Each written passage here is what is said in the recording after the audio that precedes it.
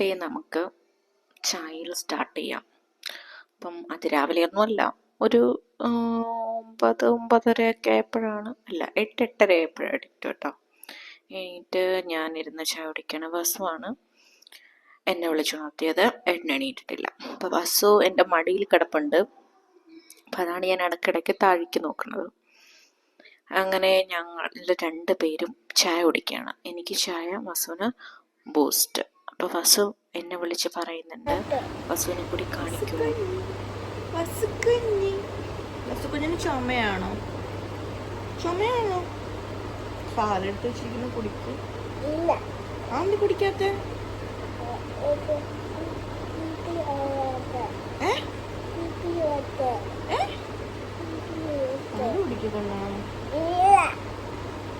വേണം. പാല് കൊതിക്കണം. പാല് കൊതിച്ചു വലുതാവണം. വേണം വേണം വേണം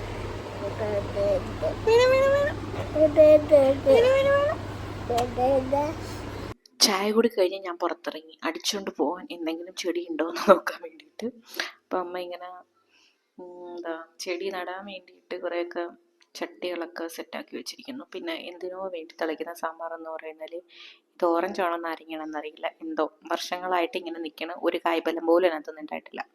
പിന്നെ കുരുമുളകൊക്കെ കൊണ്ടിവിടെ വെച്ചിരിക്കുന്നുണ്ട്.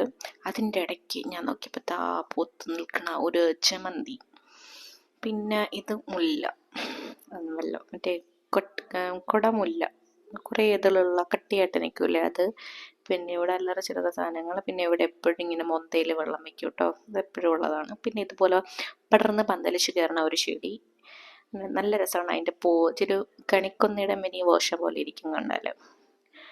അങ്ങനെ പിന്നെ ഇത് പിച്ചി, വർഷത്തിൽ 365 ദിവസവും പൂ പിടിക്കുന്ന ഒരേ ഒരു പിച്ചിയാണിത്.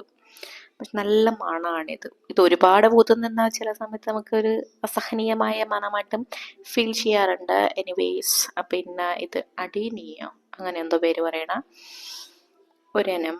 പിന്നെ റോസ്, അങ്ങനെ അല്ലറ ചില്ലറ ചെടികളൊക്കെ ഇവിടെ ഇങ്ങനെ വെച്ചിട്ടുണ്ട്. ഇത് ആരും വെച്ച് മുളപ്പിച്ച പച്ചമുളകൊന്നും അല്ല, എങ്ങനെയോ കിളുത്ത് വന്നതാ. നോക്കാണ്ട് നിന്നപ്പം പിന്നെ നല്ല ദോശ ചുട്ടാണ്, പച്ചമുളക് പിടിച്ചെടുപ്പുണ്ട്. പിന്നെ ഇത് അടുത്ത അടീനിയ എന്നാണ് പറയുന്നത്. ദോശ ചൂടാന്ന് എന്തോ, ഇപ്പൊ ചൂടോടെ കഴിക്കാമല്ലോ. പിന്നെ കട്ടൻ ചായയും. അങ്ങനെ ദോശ ഒന്നൊന്നായി ഇങ്ങനെ ഞാൻ ചുട്ടുകൊണ്ടിരിക്കുന്ന സീനാണ് കേട്ടോ ഇത്. പിന്നെ വസുക്കുഞ്ഞിന് നല്ല ചുമ, ജലദോഷം ഇതൊക്കെ ഉള്ളതിനെ കൊണ്ട് ചെറുതായിട്ട് നെബുലൈസേഷൻ കൊടുക്കുകയാണ് കേട്ടോ. ഇരിക്കാൻ കുഴപ്പമില്ല, അവൻ ഇരിക്കും. കാരണം അവന് ബുദ്ധിമുട്ടുള്ളത് കൊണ്ട് അവൻ അഡ്ജസ്റ്റ് ചെയ്ത് അവൻ ഇരിക്കും. അങ്ങനെ വലിയ പ്രശ്നമൊന്നും കാണിക്കാറില്ല. അങ്ങനെ വല്യമ്മ നല്ല നെബുലൈസേഷൻ കൊടുക്കുന്നുണ്ട്. എൻ്റെ കുട്ടി കോപ്പറേറ്റ് ചെയ്തവിടെ ഇരിക്കുന്നതുകൊണ്ട് പല പല ആവശ്യങ്ങളൊക്കെ ഉന്നയിക്കുന്നുണ്ട്. എന്നാലും അവൻ കോപ്പറേറ്റ് ചെയ്യുന്നല്ലോ എന്നുള്ള സമാധാനത്തിലാണ്. നല്ല ജലദോഷം. ഇങ്ങനെ ഈ സംഗതികളൊക്കെ കഴിഞ്ഞ് വസുൻ്റെ ഫ്രണ്ട്സായിട്ട് ഇന്ന് കളിക്കുകയാണ് കേട്ടോ. നിങ്ങളുടെ നാട്ടിലുണ്ടോ എന്ന് എനിക്കറിയില്ല. ഈ നാട്ടിലൊരു കളിയുണ്ട്, കാരക്ക കീരക്ക എന്ന് പറഞ്ഞിട്ട്, ജസ്റ്റ് ഫോർ കുട്ടിക്കളി. അപ്പം അച്ഛനാണ് ഇവർക്ക് നേതൃത്വം കൊടുക്കുന്നത്, പറഞ്ഞു കൊടുക്കുകയാണ് ഇങ്ങനെ.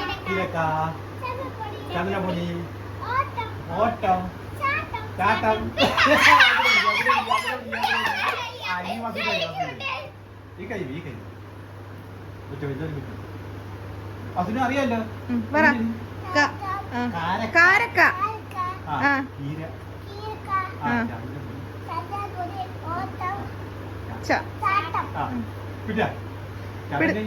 പിടുത്ത എല്ലാരും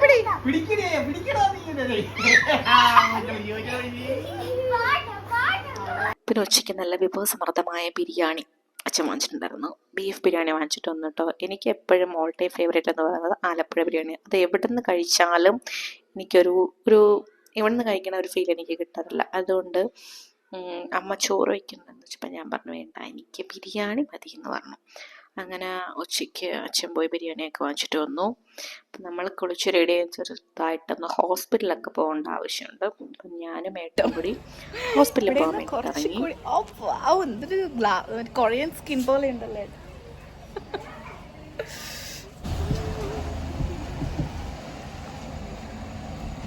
അങ്ങനെ നമ്മൾ ഹോസ്പിറ്റലിലൊക്കെ പോയി എൻ്റെ ക്ഷീണം തീർക്കാൻ വേണ്ടി കേട്ടോ എൻ്റെ അടുത്ത് പറഞ്ഞു നമുക്ക് ജ്യൂസ് മുറ്റോ കുടിക്കാൻ വേണ്ടിയിട്ട് കയറാമെന്ന്. അപ്പം നമ്മൾ ജസ്റ്റ് കാർ കൊണ്ട് പാർക്ക് ചെയ്തതേ അതിൻ്റെ ഒരു ഫ്രണ്ടിലായിരുന്നു. അങ്ങനെ നമ്മൾ എന്താ വാങ്ങിച്ചത്, ഞാനൊരു ഷേക്കും ഏട്ടനൊരു ഫലൂഡയും. അതിനാണ് ഈ കാര്യമായിട്ടിരുന്ന് ഇതിൽ നോക്കുന്നത്. എന്തിനാണോ എന്തോ, എത്രയൊക്കെ വന്നാലും ഞാൻ ഈ ഷേക്ക് പറയാറുള്ളൂ. ചിലപ്പോൾ മാത്രം ഞാൻ ഫലൂഡ ഞാൻ ഓപ്റ്റ് ചെയ്യാറുണ്ട്. അങ്ങനെ നമ്മൾ ഓർഡർ കൊടുത്തപ്പോഴേക്കും വന്നു ബ്ലൂബെറിയോ ബ്ലാക്ക് കറൻറ്റോ അങ്ങനെ എന്തോണ് ഞാൻ വാങ്ങിച്ചോട്ടെ. എൻ്റെ ഷേക്ക് കൊള്ളായിരുന്നു, നല്ല ഒരു ഷേക്ക്, പിന്നെ നല്ല ഒരു ഫലൂഡ. ഞാൻ ഫലൂഡയിൽ നിന്ന് കുറച്ച് മോഷ്ടിച്ചായിരുന്നു ഗൈസ്. പിന്നെ നമ്മൾ വീട്ടിൽ വന്ന് കോവിലിൽ പോകാനായിട്ടുള്ള റെഡിയായി. ഹസുവിനെ കൊണ്ടുപോയില്ല, ഒരു ചെറിയൊരു മഴക്കോളൊക്കെ ഉണ്ടായിരുന്നു, ഹസുവിനെ കൊണ്ടുപോയില്ല. ഞാനും ഏട്ടനും കൂടിയിട്ടാണ് കേട്ടോ വന്നത്. അപ്പോൾ ഇവിടെ എപ്പോഴും ഈ ഇങ്ങനെ ഒരു ഓട്ടോ സ്റ്റാൻഡിൽ ഇതുപോലെ നവരാത്രിയുടെ എന്തെങ്കിലുമൊക്കെ ഉണ്ടാവും. അങ്ങനെ നമ്മൾ കോവിൽ വന്നതും നല്ല പെരുമഴ. അപ്പോൾ ആനയൊക്കെ പിന്നെ അകത്തോട്ടൊക്കെ മാറ്റുമായിരുന്നു. നല്ല മഴ നനഞ്ഞു കേട്ടോ. നമ്മൾ കയറിയതേ നമ്മൾ നനഞ്ഞാണ് ഉള്ളിലേക്ക് വന്നത്. പിന്നെ അവിടെ മഴ പെയ്യുന്നതുകൊണ്ട് ഇതിൻ്റെ താഴെയാണ് കൊണ്ടു നിർത്തിയത്. നല്ല ചെണ്ടമേളവും നല്ല രസമായിരുന്നു. കുറച്ചുകൂടി മുന്നേ വന്നിരുന്നെങ്കിൽ അവിടെ പുറത്തു നിന്നുള്ള കാഴ്ചകളൊക്കെ കാണാമായിരുന്നു. അപ്പോൾ ഇവിടെ ഞാൻ മെയിനായിട്ട് വന്നത് ഇങ്ങനെ പൊമ്മക്കൊലു നവരാത്രിയോടനുബന്ധിച്ച് വയ്ക്കും, അത് കാണാൻ വേണ്ടിയിട്ടാണ് കേട്ടോ ഞാൻ വന്നത്. ഇതുപോലെ നല്ല രസമാണ്.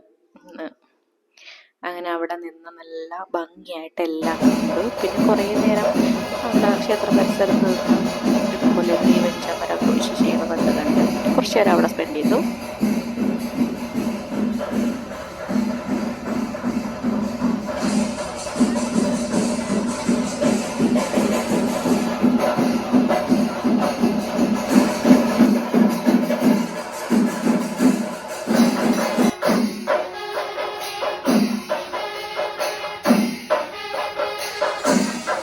അങ്ങനെ നമ്മൾ ക്ഷേത്രത്തിൽ നിന്നൊക്കെ തൊഴുതിറങ്ങി. ഭയങ്കര തിരക്കായിരുന്നു കേട്ടോ റോഡിൽ.